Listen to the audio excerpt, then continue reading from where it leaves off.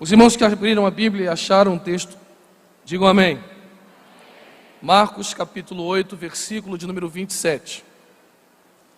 E saiu Jesus e seus discípulos para as aldeias de Cesareia de Filipe. No caminho ele perguntou aos discípulos, dizendo: quem dizem os homens que eu sou? E eles responderam: João o Batista, mas alguns dizem Elias, e outros um dos profetas. E ele lhes disse: mas vós, quem dizes que eu sou? Respondendo Pedro, lhe disse: tu és o Cristo. Se não for pedir muito, pergunte a alguém que está próximo a você: o que Jesus é para você? Pode se assentar. Vamos lá. Pois bem, amados, Marcos, o escritor deste evangelho, provavelmente não viu a Cristo. E se o viu de modo muito tardio, próximo à sua ascensão. Não era apóstolo, mas a credibilidade do seu escrito está voltado para a fonte petrina. É Pedro que está ditando o que está aqui escrito, e é quase que um consenso. Lembrando que consenso teológico não existe, mas praticamente aceita-se na academia este entendimento, que Marcos, encontrando com Pedro em Roma, passa a escrever as coisas acerca de Cristo, porque Pedro está ditando. Isto não apenas legitima o evangelho segundo escreve Marcos, ele será fonte de pesquisa para tanto Mateus escrever o seu evangelho, pegando 600 versículos do evangelho de Marcos, assim como Lucas, que seleciona 88% desse evangelho, fazendo com que essa tríade seja considerada os evangelhos sinóticos ou evangelhos semelhantes. Todos os escritores de Marcos, Mateus, Lucas ou João são provocados a escreverem acerca de Cristo. Quando eu uso o termo provocação, estou dizendo aos irmãos que algo os impeliu, os motivou, os conduziu à compreensão da necessidade de relatar acerca de Cristo. Eu sei que é conhecido dos irmãos, mas vale a pena só refrescar a sua memória, que os evangelhos não têm um estilo literário específico, não são históricos nem biográficos, são sui generis. É um catado, uma coleção de ensinos, milagres, promessas e assim sucessivamente. E todos esses escritos, como eu vos disse, existe uma provocação, uma motivação. Para ganharmos tempo, só vou salientar o primeiro. Mateus não é o primeiro evangelho a ser escrito, é o de Marcos. É o mais antigo datado até hoje. Mas decide-se colocar Mateus para encabeçar o Novo Testamento, entendendo que o momento que Mateus está escrevendo é datado aproximadamente no ano 70 depois de Cristo. Esse ano é bastante importante porque cumpre-se uma profecia descrita em Lucas capítulo 21, na epígrafe do texto que chamamos de o sermão profético do princípio das dores. Ao longo dessa profecia, desse sermão profético, Cristo deixa claro, enquanto alguns contemplavam a riqueza do templo, afirmando que não ficaria pedra sobre pedra. Isto se cumpre no ano 70, e quando o templo é derrubado pelo Império Romano, desarticula toda a fé judaica, fazendo surgir algumas seitas que disputam entre si, para ver quem seria o guia espiritual e religioso do povo judeu. Essênios, saduceus, fariseus, sacerdotes e a comunidade matiana. No seu evangelho é o único evangelho que já diz a palavra igreja, dando-nos uma certeza que a igreja, uma comunidade cristã, também está fazendo parte dessa desarticulação, e por isso a comunidade matiana escreve o evangelho, focando nas profecias do Antigo Testamento, tornando o evangelho de Mateus o evangelho mais judaico, e por isso começa o Novo Testamento com o evangelho de Mateus, permitindo com que a leitura, ou os leitores do Antigo Testamento, sintam-se ou tenham a sensação de uma extensão do Antigo no Novo, por meio do evangelho de Mateus. E a provocação é esta: mostrar no evangelho de Mateus que Cristo é o Messias prometido, e por isto a igreja é que está na liderança, é que tem que ser o guia da espiritualidade e religiosidade das nações. Marcos também é provocado. E Marcos deixa bastante claro a temática do seu evangelho, ainda que muitos considerem encontrá-la no capítulo 10, quando o mesmo diz: pois o Filho do Homem veio para servir, e não para ser servido. É comum que você aprenda, e de modo nenhum é errado, a afirmativa que a ênfase do evangelho de Marcos está voltada sobre Cristo ser como servo. Mas quando você vai se familiarizando, se aprofundando no evangelho de Marcos, irmãos, perceberão que existe algo mais enfático descrito no capítulo 1, versículo 1, que diz: este é o princípio do evangelho de Jesus Cristo, Filho de Deus. Qual é a ideia de Marcos no evangelho? Mostrar-nos qual é a verdadeira identidade de Cristo. Repito, essa é a ideia de Marcos. Fazer com que ao longo da leitura do seu evangelho, revele-se a nós qual é a verdadeira identidade de Cristo. É uma tarefa ousada. E por mais que seja um evangelho curtíssimo, a qual nós chamamos evangelho da ação, é saudável que se divida o evangelho de Marcos em duas partes. Primeira parte, você notará que, diferente dos seus outros dois companheiros semelhantes, Mateus e Lucas, a introdução do evangelho de Marcos é curtíssima, porque a ideia de Marcos, se tudo estiver correto, ele está escrevendo em Roma.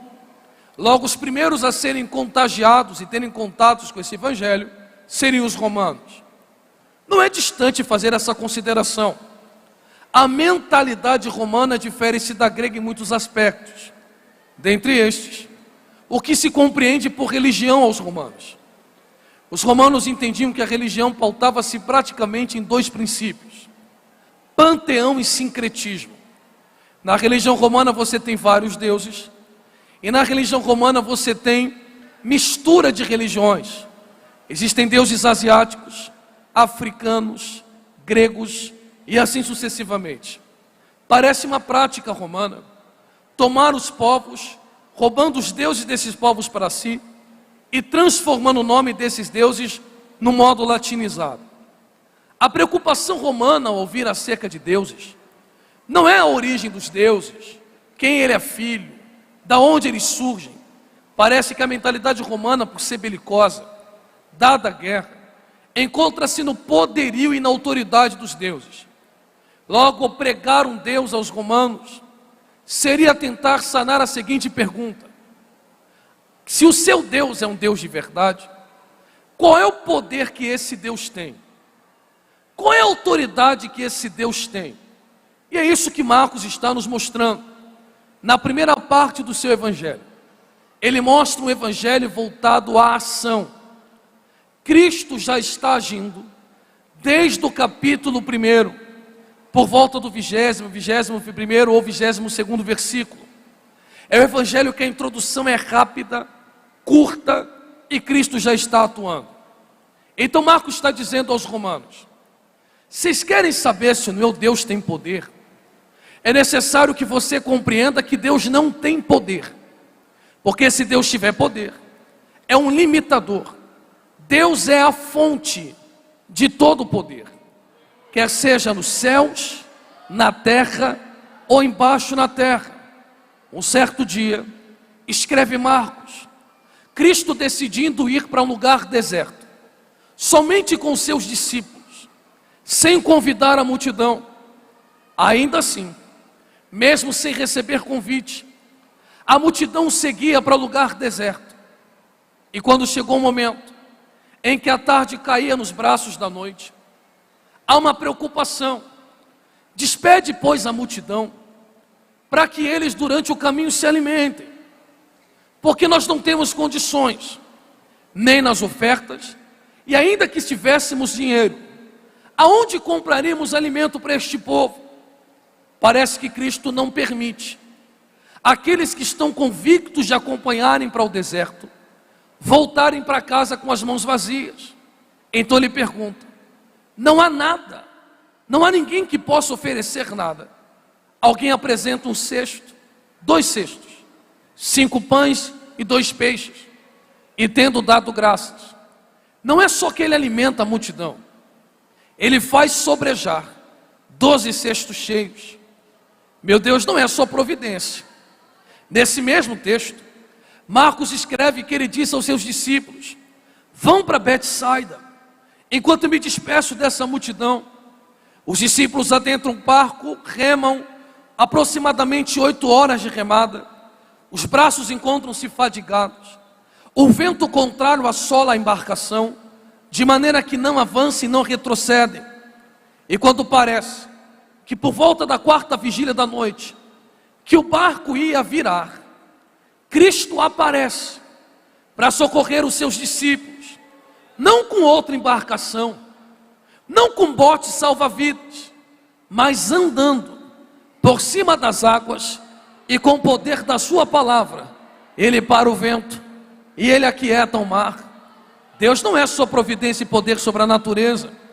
Continua Marcos, chegando numa região chamada de Gadara, aonde encontra-se um indivíduo cujo nome não sabemos, mas que estava possesso por um espírito que alto se denominava Legião, afirmando serem muitos, fazendo com que aquele garoto quebrasse as cadeias, os grilhões, tirasse a roupa, cortando-se em pedras.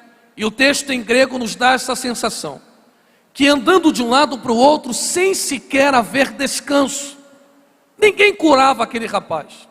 Mas quando Cristo pisa em Gadara, mesmo sem ser anunciado, mesmo sem ter cartaz, mesmo sem ter batedores dizendo: Jesus está vindo aí, ao pisar no solo de Gadara, o endemoniado percebe que quem está pisando em Gadara não é mais um, mas é o Senhor dos Senhores, ao ponto que o texto sagrado diz no grego, que o endemoniado correndo a Cristo, prostrou-se para adorar.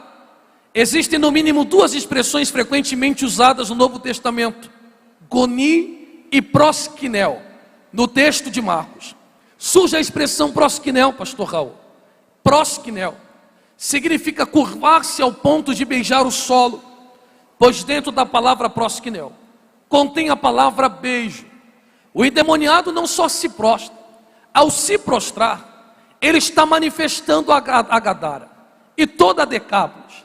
Aí está aquele que tem tanta autoridade, que quando pisa em solo, até o adversário tem que beijar o chão, reconhecendo que ele é o Rei dos Reis e Senhor. Alguém acredita nisso? Diga glória a Deus, por favor.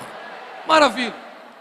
Se a proposta de Marcos é nos convencer da verdadeira identidade de Cristo, revelar um Deus só que tem poder é um Deus limitado, revelar um Deus só poderoso, que faz aquilo para ajudar os seus servos, não é muito distante, ainda que pareça a minha expressão um exagero, de uma espécie de gênio da lâmpada mágica, aonde os crentes vêm para o templo, esfregam a mão no altar, irmão Ricardo, como se Deus fosse o nosso servo, a fim de que Ele surja para cumprir o nosso desejo.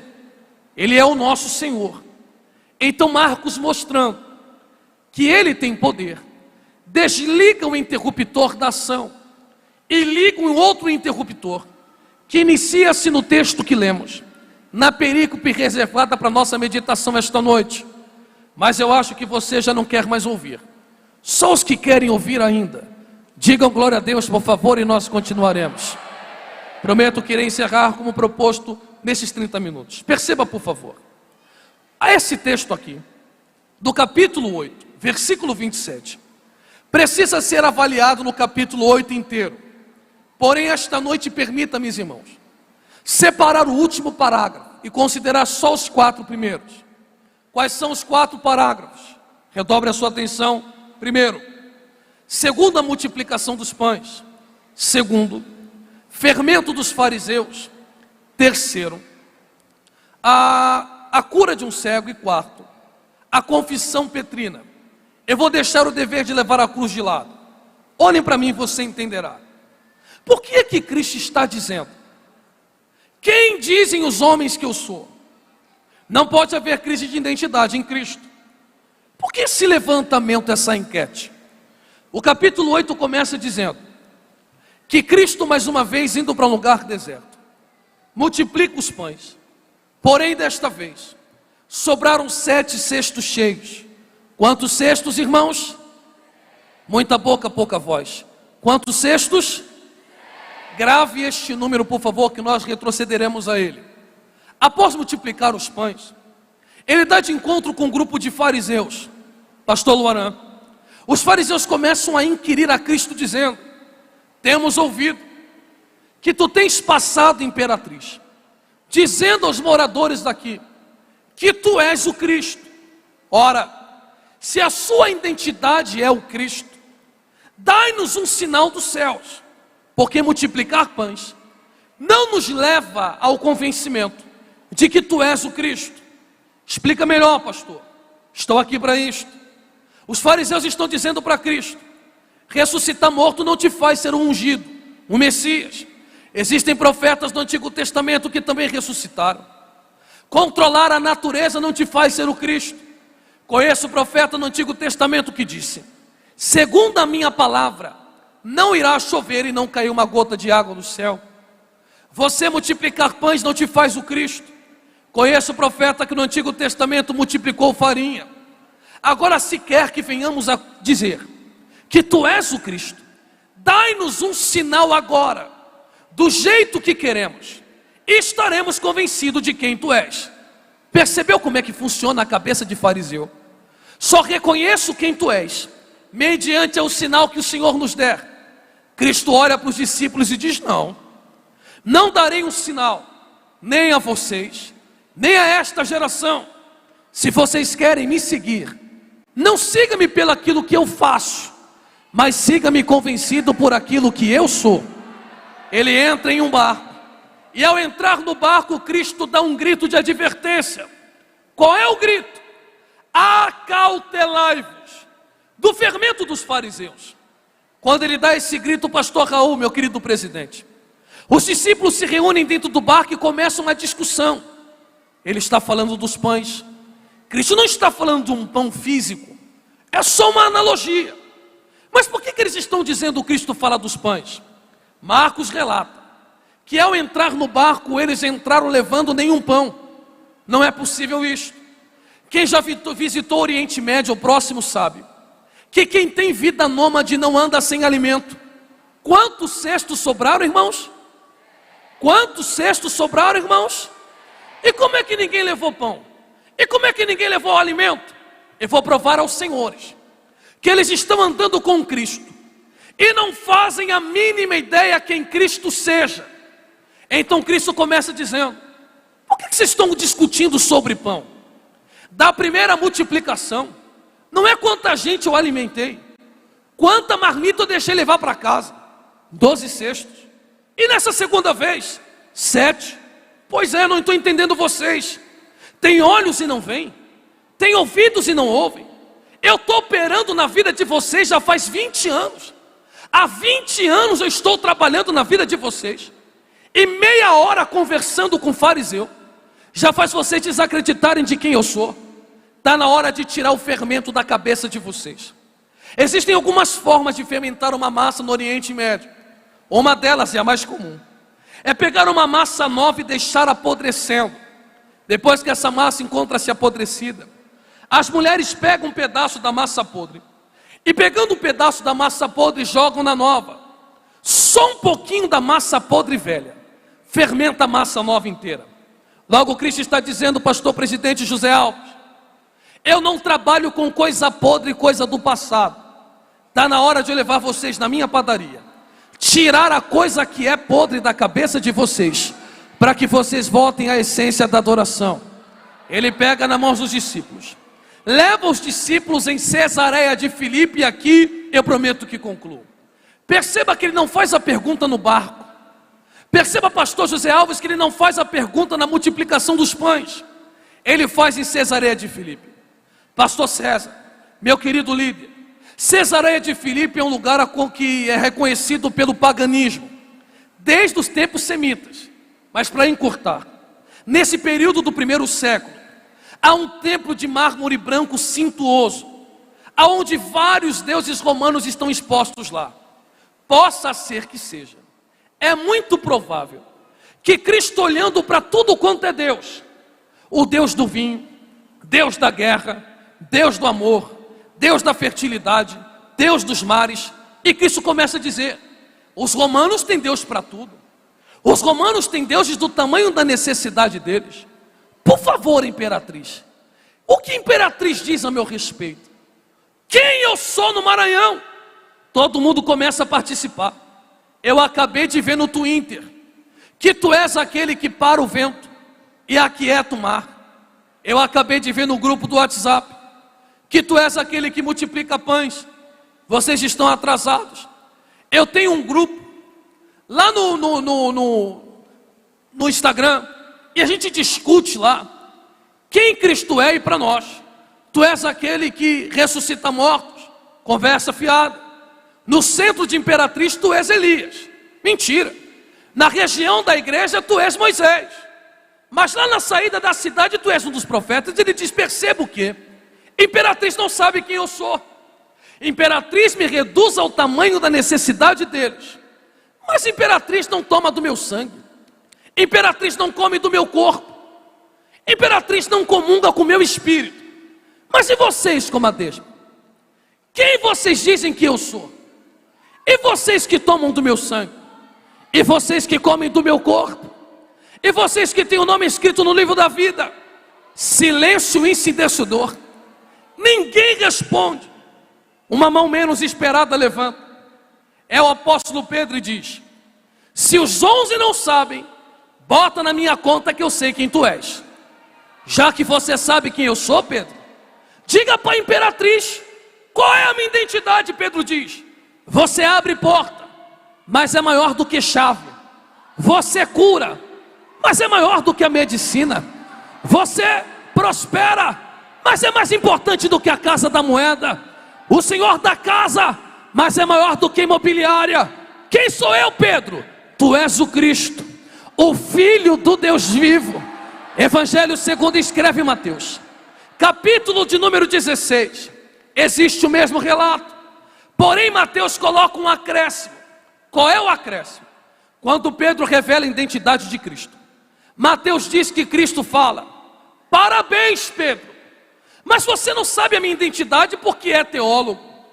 Você não sabe a minha identidade porque é filho de pastor ou é pastor da Comadesma. Tu não sabe a minha identidade porque você é bonito. Foi o Pai, pois nem a carne nem o sangue te revelou. Nesse momento Cristo divide o grupo de discípulos em dois grupos. Primeiro grupo, os que estão aqui há 20 anos, mas acham que Cristo é do tamanho de sinal, e beiram um absurdo ao chegar aqui desde as 19 horas e falarem: só dou glória a Deus se eu sentir. Não adianta mandar levantar a mão porque eu não levanto. Se eu não sentir vontade, não adoro.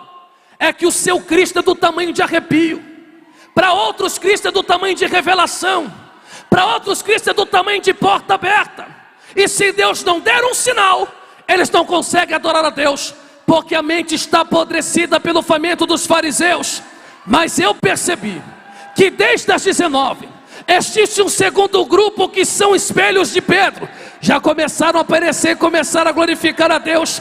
Este segundo grupo acreditam que Deus tem poder para fazer milagre, pois não há impossíveis para Deus. Todavia esse segundo grupo não reduz Cristo a arrepio, não reduz Cristo a um sinal, reduzem Cristo ao Evangelho de João, capítulo 3, versículo 16. Se ele fizer, amém. Se ele não operar, amém. Mas o maior sinal é este: não é porta de emprego, não é cura divina, não é ele me abençoar no meu emprego. Este é o maior sinal, pois Deus amou o mundo de uma tal maneira que deu seu único filho, para todo aquele que nele crê não pereça. Só quem sabe quem Jesus é, levante a sua mão mais alto que você puder. Está muito sério, levante a sua mão. Esta mão que você levantou, esta mão que você ergueu, esta mão ungida e abençoada, coloque no ombro da pessoa mais próxima ao seu lado. E eu quero que você seja mal educado. não é para ser educado coisa nenhuma. Chacoalha esse crente para perturbá-lo, chacoalha esse crente para irritá-lo. E diga para ele: está esperando um sinal? Ou a sua salvação é o suficiente para você abrir esta boca ungida e mandar glória de baixo para cima, revelando ao Maranhão: nós sabemos quem Jesus é. Só quem sabe quem Jesus é. Um minuto de glória a Deus. Eu espero você glorificar.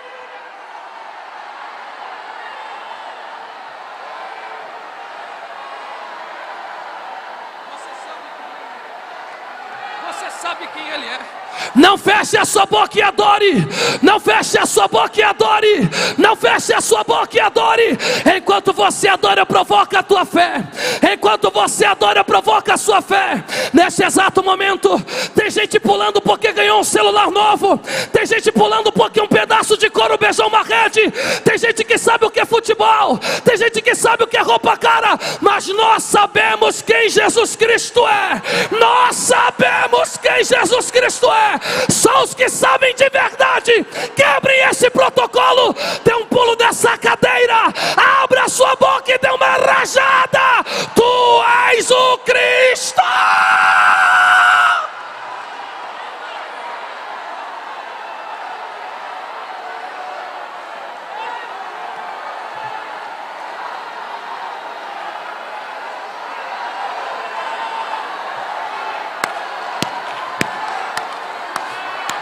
Receba o poder pentecostal, meu filho. Você que é batizado no Espírito Santo e com fogo, abra a tua boca e dê uma rajada. Abra a sua boca e dê uma rajada. Vamos mostrar a imperatriz: eis que surge um povo forte, revestido de poder, quem não teme nem a morte, quem a ele pertence. Eis que...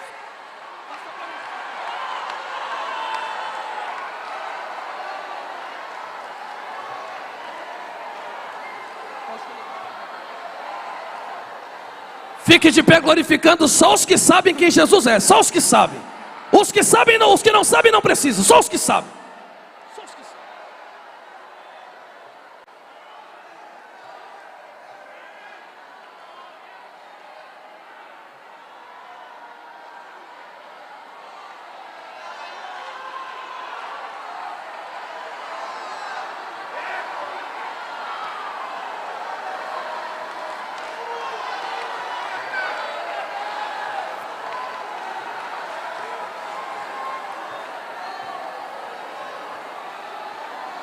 Oh glória!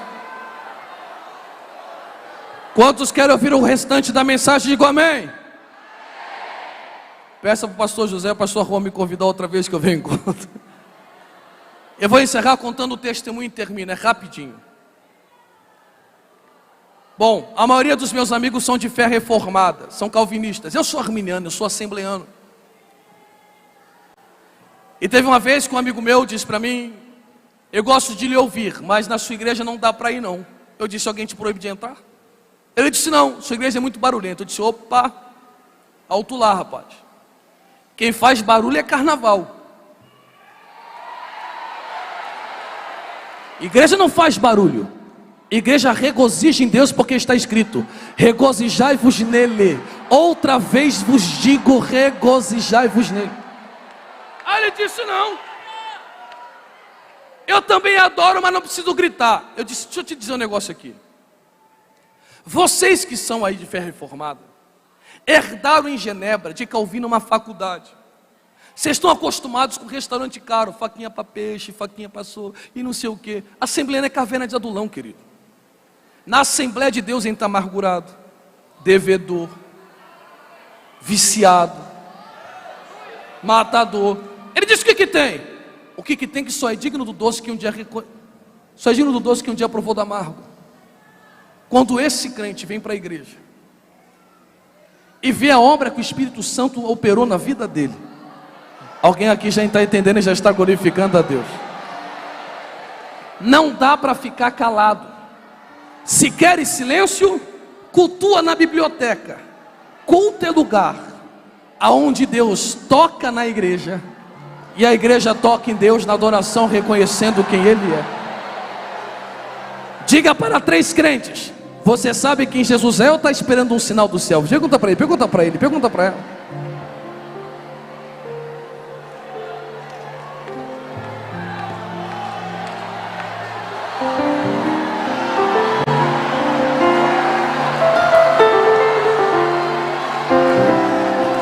Moça com moça, moço com moço, a não ser que sejam íntimos para isso. De 2 em 2, você pode virar de frente para alguém e fechar os seus olhos para nós encerrarmos. Você pode fazer isso, se não for pedir muito. Pode ser de 3 em 3, irmãos. Pode ser de 3 em 3, não tem problema, não deixa ninguém de fora. Porque esse 20º ano da Comadesma será um ano marcado pela espiritualidade. Oh, eu estou sentindo a presença do Espírito Santo de Deus. Você sente essa presença aí? Deus está com saudade de você, irmão. Deus está com saudade de você no altar, irmã. Oh, aleluia. Deus está com saudade de ouvir a tua voz pela madrugada. Deus está com saudade de ouvir você buscando Ele em jejum e oração. Olha aí, já começou. É noite de renovo. Olha aí, não foi a carne nem o espírito. Não foi a carne nem o sangue, foi o Espírito. Não é a carne nem o sangue, é o Espírito. Não é a carne nem o sangue, é o Espírito. Jesus, já começou o movimento. É hoje, irmão. Não existe passe de mágica. Não existe história de carochinha. É só fé, só coinonia. Quando eu autorizar, você vai abraçar esse irmão e você dirá para ele: nem a luta, nem a profundidade, nem a altura vai arrancar do nosso coração a certeza de quem Jesus é, nosso Salvador, remidor, perdoador, Senhor, esposo. Só quem entende isto, abraça esse crente aí agora e profetize algo na vida dele. Libere algo de Deus sobre a vida dele.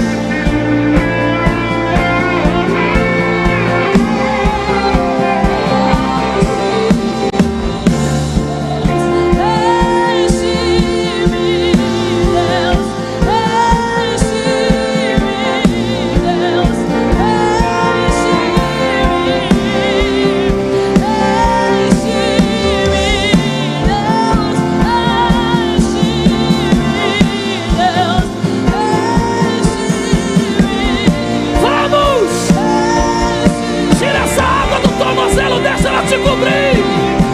Entra nesse mar.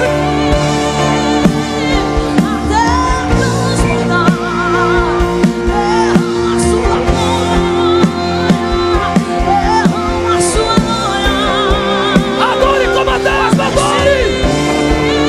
Nós sabemos quem tu és. Nós sabemos quem tu és. A irmã Sulamita está ungida. Cante, irmã Sulamita, deixe Deus usar a sua voz.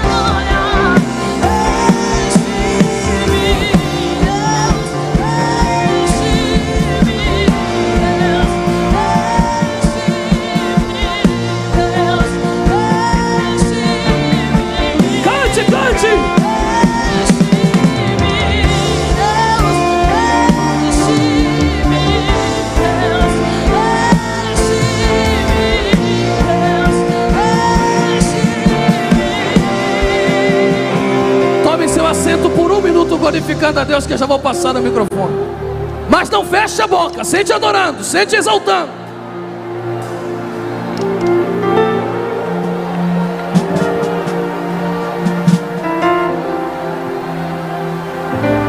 Oh, que barulho maravilhoso é esse. Que barulho maravilhoso é esse. Que barulho maravilhoso é esse. Que barulho maravilhoso é esse. Que barulho maravilhoso é este? Abra sua boca, porque está caindo algo do céu. Sinta a presença do teu amado nessa noite. Sinta a presença do Espírito.